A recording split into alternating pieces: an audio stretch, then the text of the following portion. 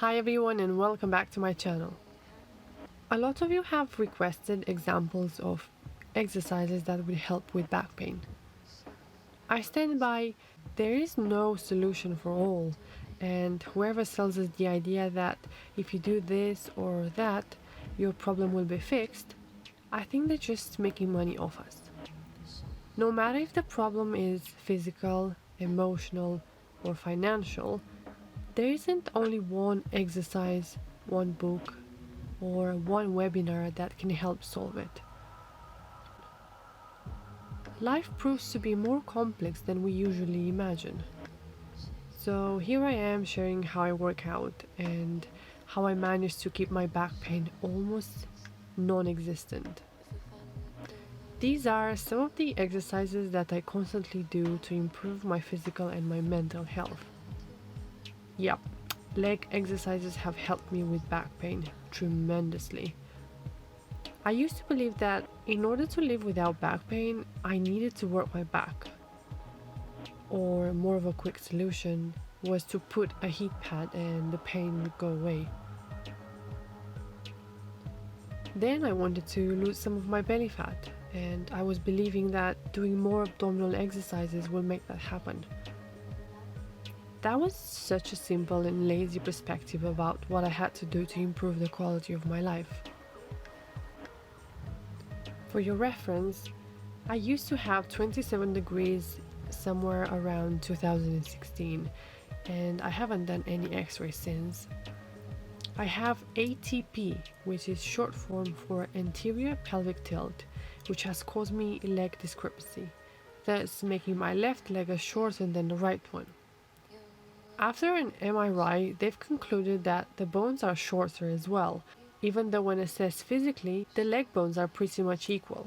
Due to the asymmetry in my pelvis, they recommended me to wear a shoe lift underneath my left heel, approximately 1 centimeter high. Even though that was the first time I could see myself pinned straight, it never quite felt natural to me. So if you ask me, I don't believe that the bones of my legs are shorter. Because of the pelvis position, one hip is higher than the other one, which has caused me a shorter leg. I started to wear the shoe insert for a couple of hours in the house, trying to get my body accustomed with wearing this for the rest of my life. But I stopped that because every time I wear it, I can't feel my toes. I do struggle with balance, as you perhaps already noticed if you watch my workouts, but that's fine with me.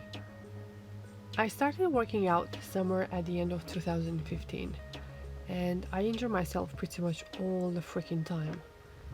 And by injured, I mean I ended up in even more pain after every workout due to bad form and low body and posture awareness.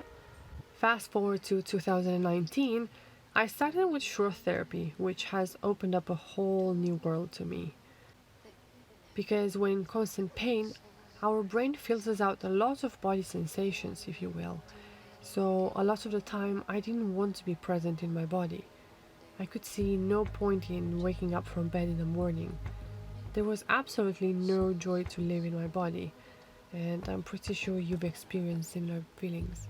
So doing Schroth has allowed me to tune in with my body without the discomfort I used to feel. I started to feel the shape of my spine, the weakness of my muscles, and the shallow breath. I tell you what, it was weird. I had the possibility to do intense therapy for 2 weeks, so from the first day I left the clinic feeling like walking on clouds. I would argue that the decision to try Schroth Therapy has played the role in becoming aware of my body just as it is. It has helped me to learn about what was it that I was doing wrong and what were my realistic limitations in that particular moment. It proved that I'm not as limited as I was telling myself to be, and I was ready to embrace my body just as it is.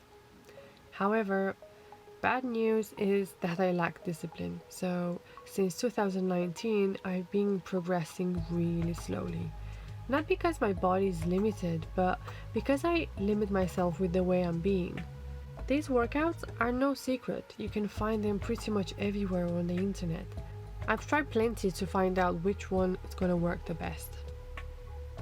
I call them spine friendly because, as far as I'm concerned, they should not put any strain on your spine. Since the spine is the primary shock absorber, jumping is out of the question to begin with. Not to dismiss the fact that you will never be able to jump or run. Trust me, it is possible. Now, I'm not a doctor and I do not claim that this is what you should do and how you should do it. Every case and body is unique. I don't know your story. However, if you've never done anything remotely similar before, I recommend to start with basic stretches which you can find here.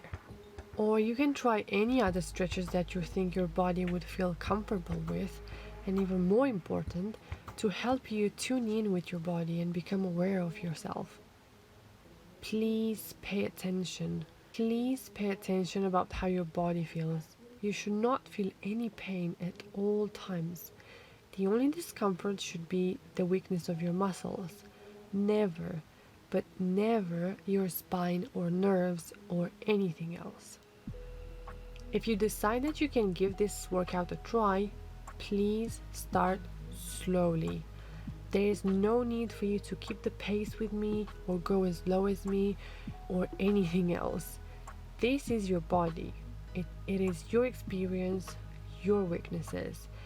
Paying attention will help you avoid any injuries. Aim to be present at all times with every move that you make. Paying attention to how your body feels, you're going to learn to make the difference between being challenged by the lack of fitness and needing to stop before any injuries occur.